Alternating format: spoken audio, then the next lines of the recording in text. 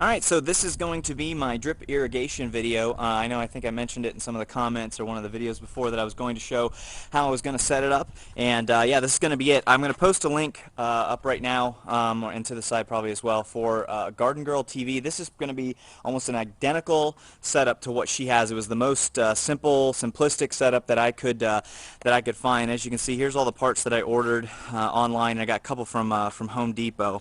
And while this may seem like a lot of crap, it really is not. The main thing to look at is that this half-inch tubing, which is going to be my main line behind all the beds.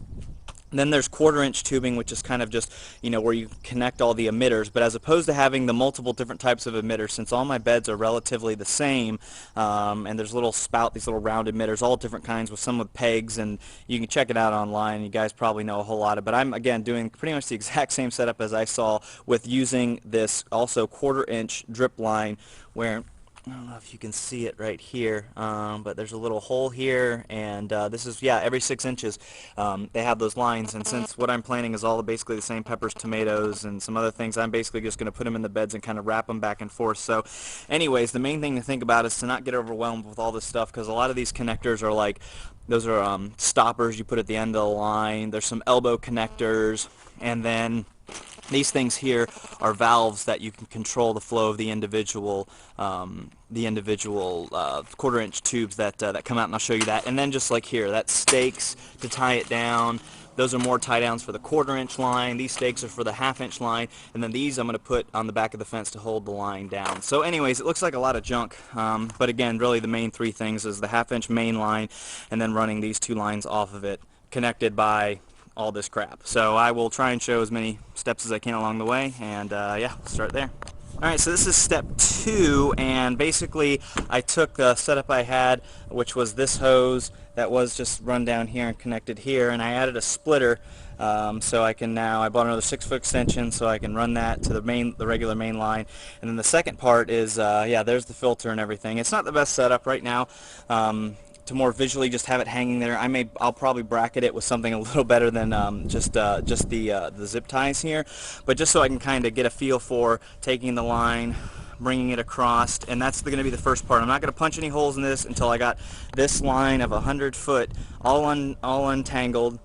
I'm going to take the next step, which is following just in the steps of the other video I saw, and I kind of started out right here, just taking the back of a hammer and digging down, all the way right in front of the fence here. I'll lift up one of these bricks, dig underneath it, and then just let the mulch cover the rest. String the line all along the back of the fence. I had those little electrical wire ties that I'm going to put down there, and then I'm going to run the line up and underneath and behind as low as I can. I know the water can flow the whole 100 feet. Back up there. Anyways, come up here and along the back of that bed. So that's kind of the next step. So that's all I'm going to do here. I'm not going to show you the boring process since, well, really don't have another person to hold the camera while I'm doing it. But that's the next step, is just to dig it out, put it under there, put the whole step or the whole feet to 100 feet, which may not take all of it.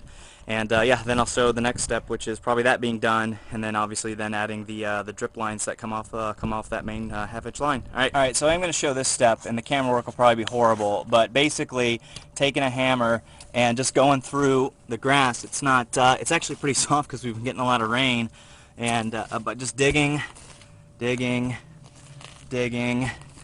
just starting the line, even though this first pass won't get it all the way. But that's pretty much it, and I'm just gonna keep digging that all the way across until it gets deep enough, and go right into to the bed area. All right. So I figured I'd show this this next step, which is digging the line. I know I said I probably wouldn't show these steps, but I'm gonna show them. Anyways, I dug just this one little trench. This should be all I have to dig. I don't know, it's a couple inches deep. It wasn't too hard, the ground, especially when the ground is soft. Just be careful. Yeah, I knew there's lines in my yard. I wasn't exactly sure where they were, and it's not like I was cutting through them with the saw. And like the 2-inch depth, I mean, as soon as I was pulling through, and the hammer would not move anymore, and so I stopped pulling. But just be careful when you're going through, as you're not gonna electrocute yourself. Again, I just kind of stumbled on these, but you would need, I don't know what kind of brute force strength you would need to rip through that wire with with a hammer, but I'm still alive, so it's all good. But anyways, this sits nicely into the hole, and then I'm just gonna put it under the mulch and yeah, run it around. So I'm pretty sure the next step will be me showing it all in place. All right, so here we go. Got it all. It's buried under the ground. It's gone under there. It pops out, and yeah, just put the little. These are actually electrical brackets that I got at the store, and just screwed them in place. It's about every 5 feet on the fence, but it comes up, and I haven't completely buried it like perfectly, but I basically put it in the ground with kind of with wire stakes that go on either side of it. But yeah, it comes up through here, down. You can kind of see right there, I got more pine straw I gotta obviously lay up in this bed up here. Goes around the corner. Here you can see one of the stakes that you put in the ground.